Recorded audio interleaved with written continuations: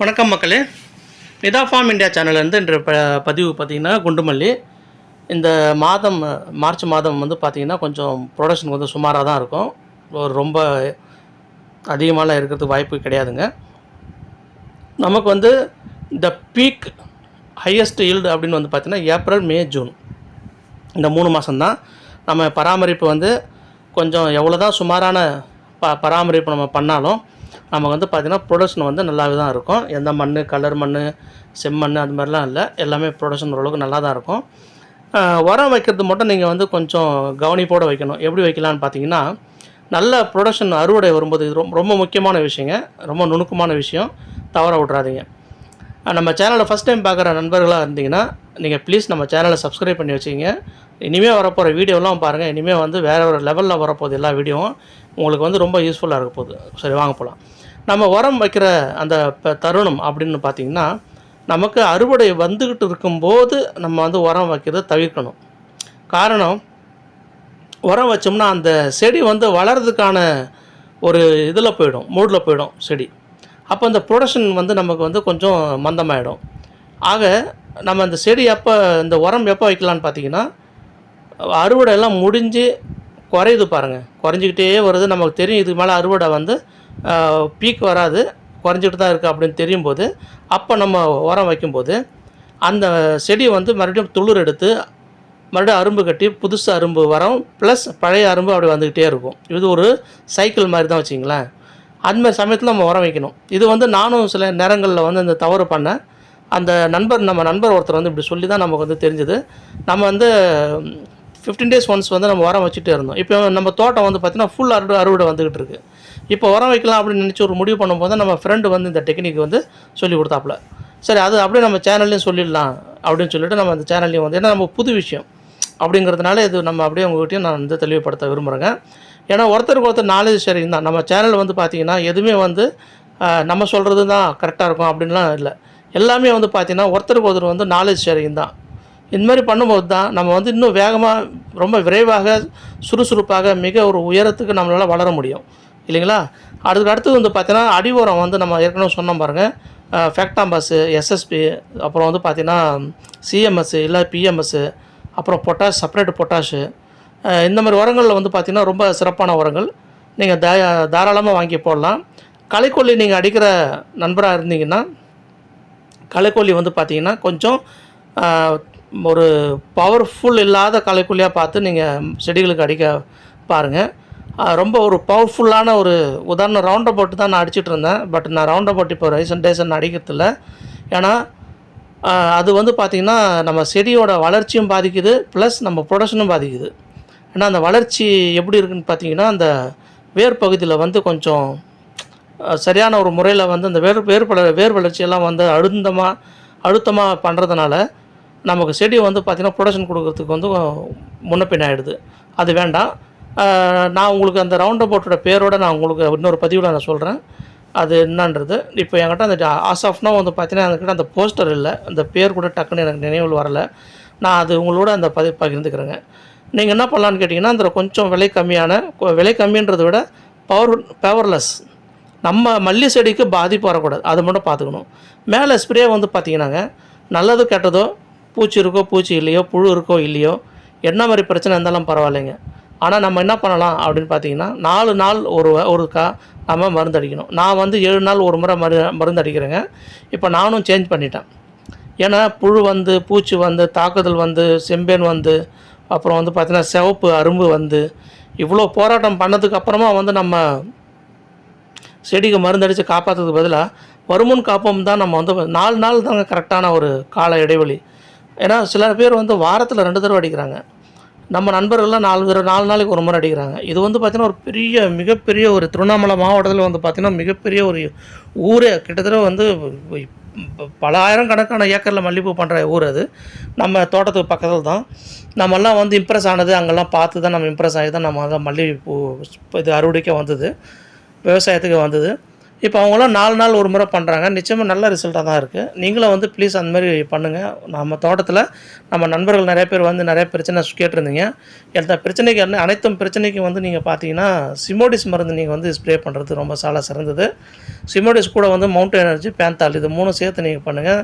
சிறப்பாக இருக்கும். எந்த பூச்சி தாக்குதல், எந்த மாதிரி வண்டு புழு தாக்குதல், ஸ்ட்ரிப்ஸ் எதுவாக இருந்தாலும் சரி எல்லாத்துமே வந்து ஓரளவுக்கு உங்களுக்கு கண்ட்ரோலில் கொண்டு வந்துடும். சிமோடிஸ் வந்து நல்லாவே கண்ட்ரோலில் கொண்டு வரும். பேந்தால், மவுண்டன் எனர்ஜி இதெல்லாம் வந்து பார்த்திங்கன்னா நல்லா சிறப்பாக கொண்டு வரும். கூட வந்து ஜிப்ராலிக், போரான் இந்த மாதிரி சேர்த்துக்கிட்டிங்கன்னா செடியோட வளர்ச்சி வந்து நல்லா சிறப்பாக இருக்கும். ஆல்-19 வந்து பார்த்திங்கன்னா வாரம் ஒரு முறை வந்து ஏதாவது ஒரு மருந்து கூட சேர்த்து நீங்கள் வந்து பண்ணுங்கள். ஒரு வாரத்தில் 2 தடவை பண்ணுறீங்க அப்படின்னா ஒரு வாரம் விட்டு இன்னொரு வாரத்தில் வந்து ஆல்-19 மேலே பண்ணிங்கன்னா அது எப்போ பண்ணலான்னு பார்த்தீங்கன்னா செடி வளர்ச்சி வேணும் போது பண்ணுங்கள். ப்ரொடக்ஷன் வரும்போது பார்த்திங்கன்னா டபுள் இல்லைனா வந்து நைட்ரோ பென்சில் சேர்த்துக்குங்க, இன்னும் சிறப்பாக இருக்கும்.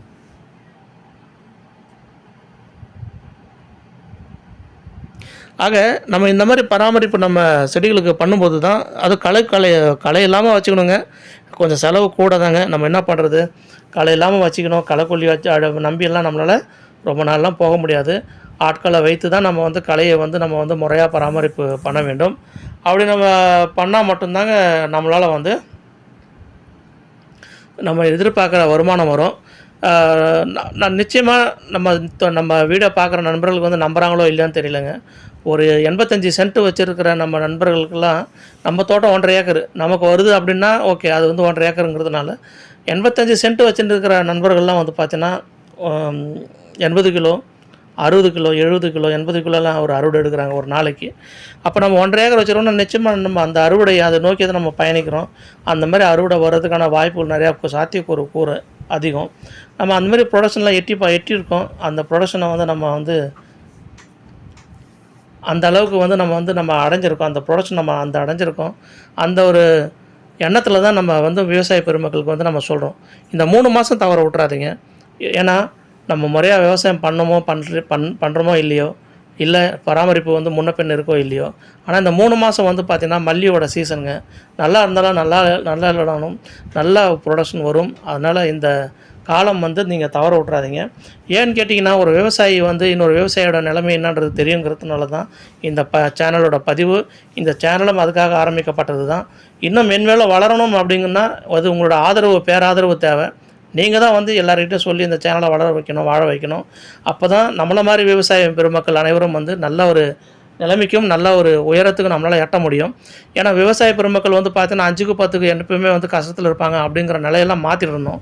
ஏன்னா இது யார் விவசாயத்தில் இன்றைக்கி ஜெயிக்கிறாங்க அப்படின்னு பார்த்தீங்கன்னா யாரெல்லாம் வந்து பேக்ரவுண்டு சிறப்பாக பெரிய லெவலில் இருக்காங்க, அவங்க தான் செலவு பண்ணி அதெல்லாம் பண்ணி பெரிய லெவலில் கொண்டு வராங்க. அப்படிலாம் கிடையாதுங்க. அதெல்லாம் ஒரு மித்து, கற்பனை. நம்மளால முடியும். என்னன்னா கொஞ்சம் உடல் உழைப்பு நமக்கு அதிகமாக தேவைப்படும். ஏன்னா நம்ம தோட்டம் நம்ம சுத்தமாக பராமரிப்பாக வச்சுக்கணும். உரம் எப்போ போடணுங்கிறது நான் உங்களுக்கு தெளிவாக சொல்லிட்டேன். அது ஒரு மிகப்பெரிய ஒரு நுணுக்கம். அதேமாதிரி மேலே ஸ்ப்ரே வந்து 4 நாள் ஒரு முறை வந்து ஸ்ப்ரே பண்ணுங்கள். நீங்கள் நிச்சயமாக நம்ம எதிர்பார்க்குற வருமானம் நமக்கு கண்டிப்பாக இருக்குது. அதில் மாற்றுக்கிறதே கிடையாது. நிறைய பேர் நிறைய விதமாக சொல்கிறாங்க மருந்து இதெல்லாம் சொல்லிட்டு. சிமோடிஸ் மருந்து இன்றைக்கி ட்ரெண்டிங்கில் நல்லா ஃபேமஸாக இருக்குங்க. நல்ல ட்ரெண்டிங்கில் இருக்குது. மவுண்டோ எனர்ஜி நல்லா ட்ரெண்டிங்கில் இருக்குது. பேந்தால் நல்லா இருக்குது. ஃபோஸ்டர்னு ஒரு மருந்து அது நல்லா இருக்குது. அதுக்கப்புறம் எக்ஸ்கிராட்டு நல்லா, இதெல்லாம் வந்து பார்த்திங்கன்னாங்க சிறப்பான மருந்துங்க. நீங்கள் தைரியமாக வாங்கி பயன்படுத்தலாம். ஒன்றும் பிரச்சனை. கடையில் போய் நீங்கள் சொன்ன மருந்து பேர் சொல்லி கேளுங்க. அவங்களே உங்களுக்கு சொல்லுவாங்க பாருங்கள். அளவுலாம் அவங்களே சொல்லுவாங்க. வாங்கிட்டு வந்து அடிங்க. அடிச்சிங்கன்னா புழுப்பு தாக்குதல் இல்லாமலே வச்சுக்கிட்டாலே போதும். மேக்ஸிமம் நம்ம வந்து பார்த்திங்கன்னா இந்த சீசனுக்கு வந்து எந்த ஒரு பெரிய ஒரு அளவில் வந்து நம்ம வந்து பண்ணணும்னு தேவையில்லை. பராமரிப்பு தேவைப்படாது. நல்ல ஒரு வருமானம் வர்றதுக்கான ஒரு சாத்தியக்கூறுகள் வந்து நிறையவே அதிகம்தான். நம்ம சொல்கிற அந்த தோட்டத்தில் வந்து இப்போ அளவு வந்து பார்த்திங்கன்னா ஒரு ஏக்கர் வச்சுருக்கீங்க அப்படின்னா கண்டிப்பாக நமக்கு வந்து ஒரு 100 கிலோ இல்லை 80 கிலோ வரணும். இதுதான் வந்து அளவு. பட் ஆனால் நிறைய பேர் நம்ப மாட்டேன்றீங்க. பட் இதுதாங்க அளவு. வரலன்னா நம்மக்கிட்ட ஏதோ சில குறைபாடு இருக்குன்னு தான் அர்த்தம்.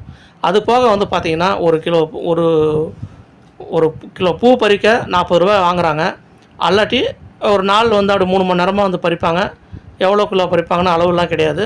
ஆனால் அவங்களுக்கு நாள் சம்பளமாக பார்த்தீங்கன்னா 150 ரூபா 3 மணி நேரத்துக்கு கொடுத்துடணும். சில இடங்கள் வந்து ஒரு கிலோ பூ வந்து இப்போ 40 ரூபா ஆகிடுச்சிங்க. பறித்து கொடுத்தா 40 ரூபா கொடுத்துடணும். அவங்களுக்கு எடை போட்டு கொடுத்துடணும். இந்த மாதிரி இருக்குது. நமக்கு வந்து பார்த்திங்கன்னா ஆள் பலம் வேணும். ஒரு பெரிய லெவலில் பண்ணோம்னா இப்போ நம்ம வந்து 1.5 ஏக்கர் இப்போ அறுவடை வந்துக்கிட்டு இருக்குது. இன்னொரு 1.5 ஏக்கர் வந்து பார்த்திங்கன்னா இளம் செடியாக தான் இருக்குது. இன்னும் அறுவடை கொஞ்சமாக தான் வருது. இன்னும் பெரிய லெவலெலாம் வரல. பட் நமக்கு இந்த பார்த்திங்கன்னா ஆள் நமக்கு வந்து இல்லைங்க. நமக்கு வந்து கேட்கும்போதெல்லாம் ஆள் வர மாட்டேறாங்க சரியா. இருந்தாலும் வந்துடுறாங்க. எப்படியாவது வந்துட்டு நம்ம பறித்து கொண்டு போயிட்டு திருவண்ணாமலை மார்க்கெட்டில் தான் கொண்டு போய் போடுறோம். என்ன ஆகிடுதுன்னா மதியமாக கொண்டு போய் போடுறோம் அப்படிங்கிறதுனால ரேட்டு வந்து பார்த்திங்கன்னா ஒரு 50 100 ரூபா குறைஞ்சிருது. காலையில் போட்டோம்னா ரேட்டு இன்னும் கொஞ்சம் சேர்த்து வரும். இதுதான் ஒரு சின்ன ஒரு நமக்கு வந்து ப்ளஸ் மைனஸ் அவ்வளோதாங்க. நன்றி நண்பர்களே, வாழ்க வளமுடன். ப்ளீஸ் சப்ஸ்கிரைபுங்க. நம்ம சேனல் வந்து எப்பயுமே கை விட்றாதீங்க. சப்ஸ்கிரைப் பண்ணுங்கள் சேனலை. நன்றி.